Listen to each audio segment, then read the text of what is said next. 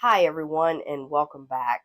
I'm Donna with Stitch Pup, and today I'm going to share with you this project that I did where I made this chair cover.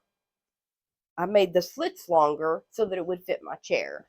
I ordered this chair cover online and it didn't fit, and so I designed an in the hoop technique where I can add Velcro to the sides, and that would allow this chair cover to fit my chair. And so I'll demonstrate how I'm going to get that on the chair by cutting between these two areas where kind of like a buttonhole where I designed a zigzag stitch to hold the Velcro. And I'm going to go through how to do that in Hatch, or how I did that in Hatch, and how I sewed it out on my machine in the hoop. I apologize because I do have COVID today. I'm recovering from it. So please pardon that, and let's go ahead and get started. Demonstrate how this chair cover won't quite fit the chair. It goes over the chair partially, but then it's blocked by the arms of the chair from going down the rest of the way. I don't know if it was designed for a chair that doesn't have arms perhaps, but at any rate, I need to enlarge or lengthen the slit along the sides in order to make this chair cover fit the chair. And so I'm demonstrating here how it doesn't go all the way down and what the problem is. And what I'm going to do is lengthen this area where I have where the slit is in order to make it longer. And I'm going to measure that and see how long it needs to be. I think that ended up being about 9 inches or about 25 centimeters. I put a clip on it so that I would know where the length needed to be.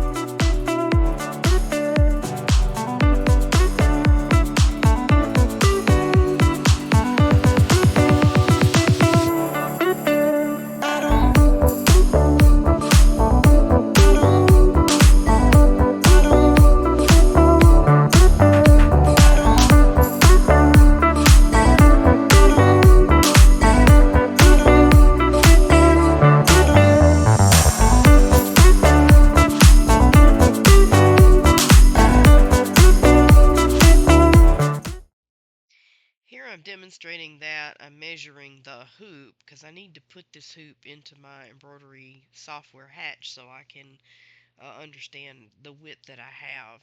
And you could use a different hoop as long as it accommodates your needs. But I found this hoop to be about 90 millimeters wide and 300 millimeters long. I'm using a sleeve hoop here. My goal here is to first place the Velcro, then tack down the Velcro. Then I'm going to place the fabric, floating it, and then I will tack down the fabric and make kind of like a buttonhole on the fabric. Okay, so that I can cut between it. So let's start by getting a square, a rectangle, and I'm going to make bolts. I selected O and then outline. And I'm going to make this rectangle 25 by 230. So 25 by 230. All right, and then let's go ahead and center that in the loop, kind of like this. All right, and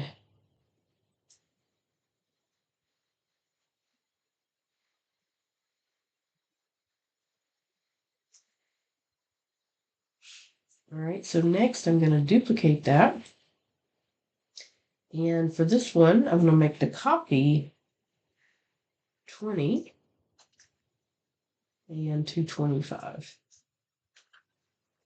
Okay, so now I'm going to select both and duplicate. And I'm going to bring them over. So I'm going to put down 2 pieces of Velcro so they can join together. All right, so next I want a placement for my fabric. So my fabric I will place around the Velcro. I decided to go ahead and make these as basically 2 separate appliques. So let's go ahead, center everything again. And let's go ahead and choose, and let's duplicate. So choose one of them, duplicate. Let's make it a little larger. Let's make it 235. And do the same thing over here.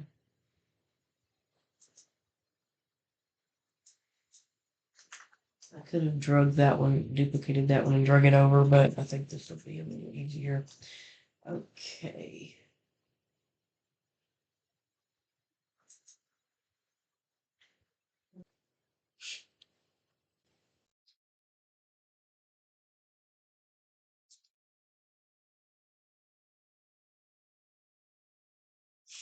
Let's convert to applique. And this one, convert to applique. And now we can cut straight down between these. And I think that'll be fine. Except what I really want to do is Control K, break those apart. And I want to change that satin. So we've got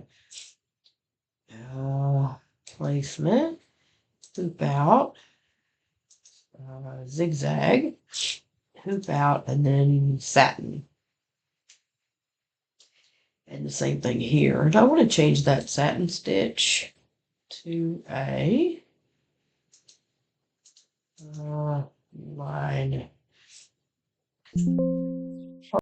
And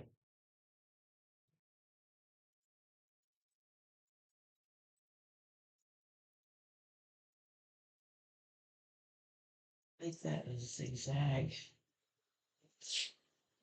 here. Make that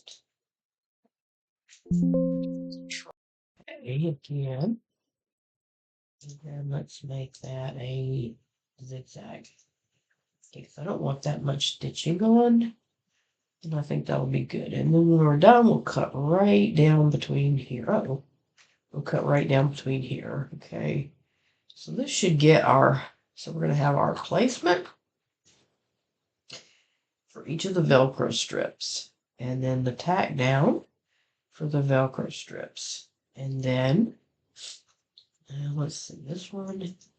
And tack placement, tack down, placement, tack down. Actually, I could move these together like placement, tack down, placement, tack down.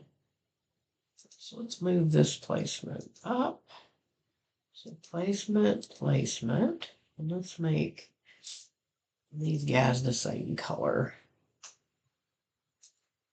All right, and then tack down, and let's make these guys the same color. All right, and then we've got the placement for the outer fabric. So I'm going to need this guy and this guy to be together. So let's move this one up to 4. Now they'll combine. So here's our placement for the fabric. And here's our tack down for the fabric. And then we've got a zigzag on top. Okay. So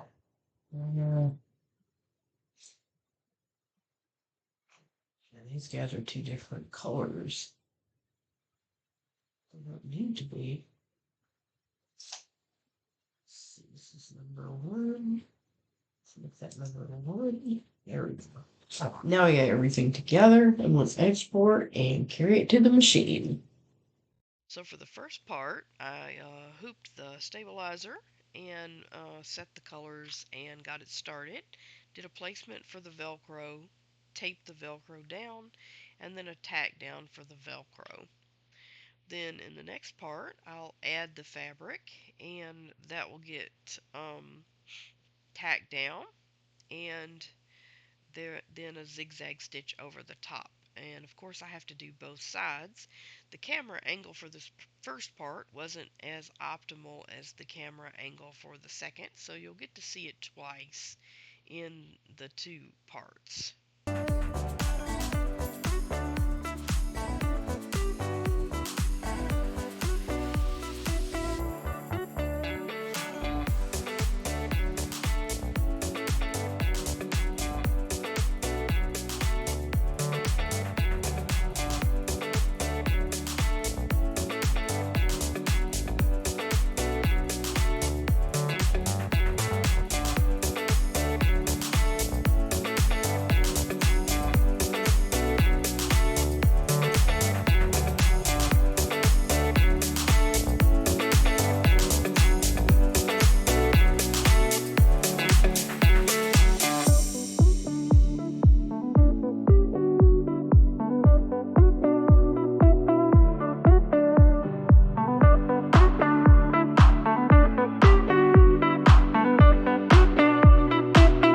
So in this next part, I'm doing the other side.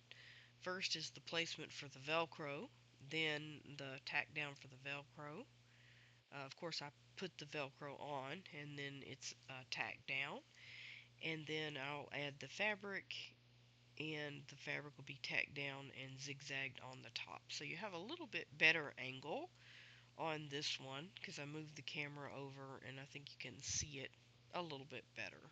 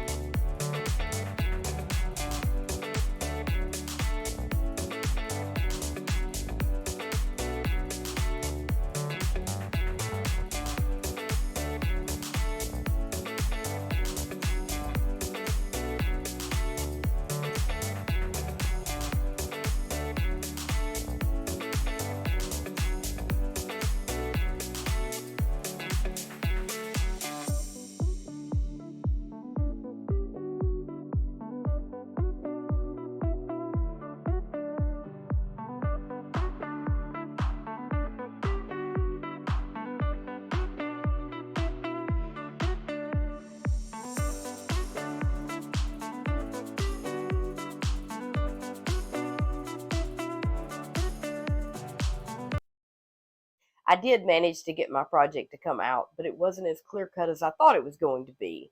First of all, put both pieces of Velcro face down, because by doing that, you'll be able to cut through the cutaway stabilizer and access the Velcro. I had to cut one side of my panel off, so I'll demonstrate that here, so that I could access the Velcro. So ideally, you'll want it to both sides to be like this piece here, okay, but I had to cut one side off because I didn't put my Velcro in the right direction.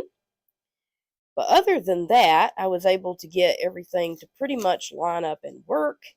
And I was able to get my chair cover to work and come out. And I think it looks fairly good. I mean, the difference is if I had tried to sew Lycra on my sewing machine, for me, there's no way I could have gotten that to work. I'm just not a good enough seamstress to sew spandex or Lycra on the sewing machine.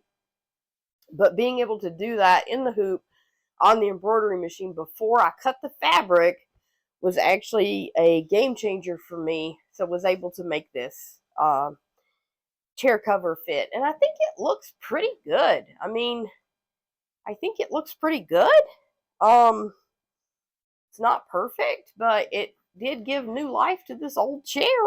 And I'll be enjoying it in my sewing room.